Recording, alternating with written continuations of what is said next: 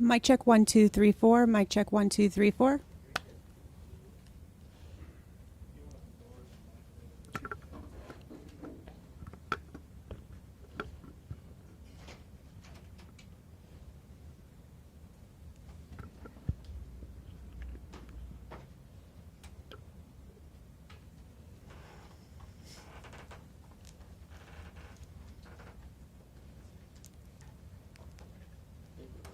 Ready?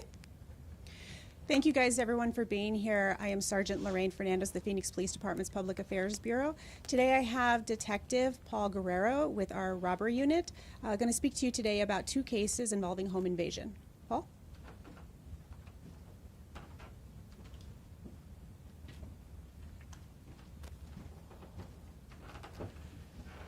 Again, I'm Paul Guerrero with the detective with the robbery unit, Phoenix Police Department. Our first incident was a home invasion that occurred within the city of Phoenix.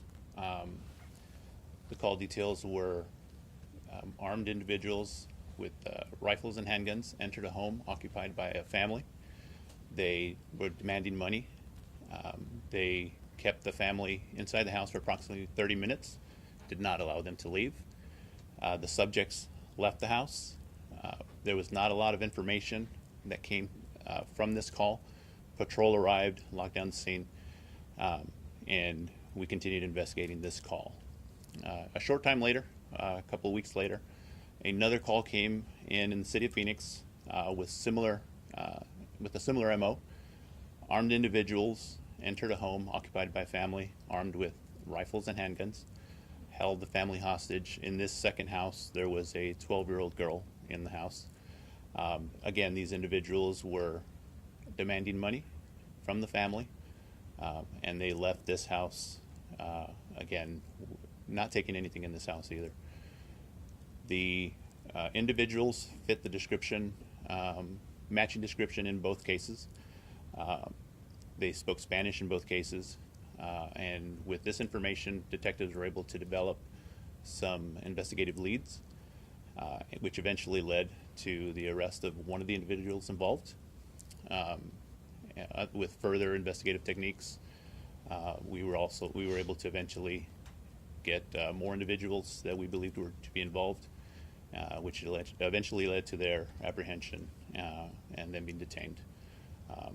During interviews with the individuals, a couple of the individuals admitted to being present at both scenes and were able to give names and information of other individuals that were involved. This was a very violent crime that happened within the city, and it took a lot of coordinated police work and good investigative skills to find these leads and track these guys down. And we feel confident that we've got the individuals involved in both of these home invasions detained. Could I ask you, Detective, from what I heard from the court video, they were wearing masks at the time. Can you give us any hint how you figured out who it was, given that and the other ways they had managed to escape? So they were masked for the most part. There were some instances in some of the cases where their masks weren't on initially, and so there's cameras and video at most places now. A lot of homes now have video, and so that helps us in our investigative process. But it was also a lot of really, really good police work in tracking down vehicles that left the area and stuff like that. Yes. So I know in the records it says that Ogando's job was used to kind of spot out these homes. Can you talk a little bit more about that? So we know some of the individuals worked at the same location. We are not sure that the job was was what was used for these home invasions. That was something that was noticed in the investigation, but there's nothing pointing to that correlation with their job. Are all 4 of these suspects MLB prospects? Is that why they were here? So in the investigation, we learned that that's how these individuals knew each other, but there's no tie-in with their MLB or baseball past and these incidents. Do you know if they were all 4 recently released from teams, or that kind of wavered with different people? Yeah, we're not sure exactly. We know at some point they've all been involved with playing baseball in some sort, but we're not sure exactly what their status is with any of those teams. Detective, when you say in that second home invasion that some of the victims were held hostage, in your interviews with them, could you walk us through how they were explaining this, how they were emotionally feeling when they were describing this to you? I imagine this was incredibly terrifying. For the victims? Yeah. Yes. So I was one of the first officers on scene on the second incident, and I interviewed the young lady that was involved in that incident. And yes, it was a very traumatic event for her, and that's why I think it's very important to acknowledge that these guys are off the streets and not able to do this to another house. I think sometimes we forget the impact it has, especially on younger victims such as this. So I know Ogando is on a visa from the Dominican Republic for his time on the minor league. Is ICE getting involved in any of this currently? We are not aware of what the status is with the investigation with ICE. Detective, were there children at the first home? There were younger juveniles, not to that age. They were later teens. But held hostage? Not allowed to leave, yes, Okay. yeah.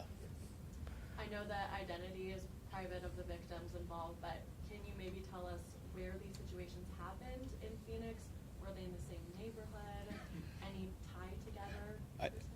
We don't see, we didn't find any tie between the two houses, anything linking them together. They were in the city of Phoenix, but no tie into the families or the homes that we're aware of. I have kind of a two-part question. I think there's maybe people at home who would, of course, not want this to happen to them. Could you give us an idea of, through the interviews with maybe the suspects, how they chose the homes they chose? And I guess my second part of that question is, what can people at home do to fortify their own home to prevent this from happening to them? So we never got to a conclusion on that, and we're still investigating some leads as to why certain places were chosen. You always have to be cognizant of your surroundings. This happens in the city, happens in every city. Cameras are a great tool that is probably recommended for most people, even just as a deterrent. So, but know your neighbors, know where you live, and be again aware of your surroundings. Yes. Do you think that there are more suspects outstanding that you guys are looking for? Currently, as far as individuals that committed the home invasions, we believe we have them all detained. How are the victims being triggered? Were they pick and choose? How would they know where to break into? So, in both cases, the suspects entered through the front door. So it was just not sure why they chose these homes, but they just entered through the front door. Unlocked front door? Locked or unlocked? So in one of the cases, the homeowner was arriving at home, and they followed him. Court documents do have an address, actually 29th Street in Shipman, which is South Phoenix area. Is the other house nearby as well? It's not nearby.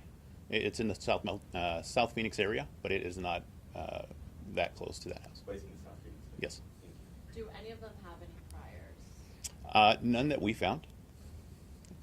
What is the 41X team? So that's our neighborhood enforcement team out of South Mountain, Phoenix, and we would like to give them a lot of recognition for the work that they did on this investigation, as well as the 40 X-ray team, again from South Mountain Precinct. They did some really, really good police work, and their determination and hard work really paid off in order to apprehend and arrest these individuals. I know you're getting quite a few questions about why the homes, and I know reading the court documents it says that maybe one of the suspects was holding drugs for someone else, that maybe they were told to go to those homes. That's why I'm asking, do you think anyone's outstanding? Do you feel like they were working with other people outside of just this 4 group? So right now we don't have any reason to believe they were working with anyone else. There's some names that came up that we're still investigating, but right now, as far as the individuals that entered the homes, we're very confident that we have them apprehended. Kind of adding on to that, so is there any word on who, and I'm probably going to butcher this name, Valenzuela is? The records say that the group was doing dirty work for that person. So at this point, no. It's a name that did come up, but nothing points to that person being involved in any of these home invasions. I just have one more. As just personally, for you as a detective, I imagine garnering these arrests, putting these folks in jail pending trial is important for public safety. But personally, why is this work important to you as a detective? I think it goes back to the victim. As an adult, we had some adult victims, which of course it's traumatic for them, but the young lady in the second house, that was very upsetting to have to interview her after something like this. And I hope this, again, I don't know that bad guys are going to be hearing this or listening to this, but we will do everything we can to try to bring justice, especially for a victim like that, because it can be very traumatic for them. Talk about the different locations that each individual was arrested at a different location. So eventually, yes, surveillance was done on the individuals, and they were picked up. It was well coordinated by the 41 and 40 X-ray teams, but they were picked up in different locations. I read that the vehicles had a dealership sign. I don't know if you touched base on that, but does that mean anything, or was that part of the investigation that helped lead or lead to the suspects? No, I think it was just an identifier on the vehicle. I guess some people may say, you know, why was there such a long period of time to find these suspects? It happened in September, and then about a week later from the first incident.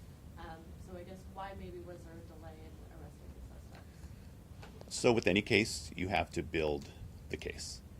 And we had to be sure that we had everything ready in order to, I mean, we can pick people up the second we think we know who they are, and then if we don't have the correct information, they're going to be out on the streets as quick as we pick them up. So we have to be sure that our case is solid and that we have everything we need for the attorneys who will then be prosecuting it. Overall, are these crimes up or down or the same as always? That would be a question for somebody else. I think we have a question over here. What's the next step in the legal process? Have charges been forwarded to the county attorneys yet? Yep, county attorney has it, and county attorney is currently working on getting them processed and figuring out what they're going to be charged with and the process from there. Can you talk about what was found with these individuals? So in the service of the search warrants, there were firearms located at various locations, and there was property that was used in some of the home invasions that was also located. Or victims out there, what not to do in the case that they experience something like that. God forbid somebody breaks into their house. I mean, thankfully, everyone's fine, right? But what not to do, perhaps, or yeah. So again, that's every individual is different. My recommendation would be comply if you can, if you're not in danger, if you're not being injured. Property is property. That can be replaced. But again, every individual is different. This is Arizona, and people have guns, and homeowners have guns, and so I can't speak for what every household thinks they need to do to protect themselves. So. Detective, is there any evidence to this point that they're connected to, because we've seen this across the valley, specifically in Scottsdale, South American, Colombian crime groups, any sort of interest outside of the U.S. that these folks may have been working for? Any evidence? None that we've seen, no. All right, thank you guys. Thank you.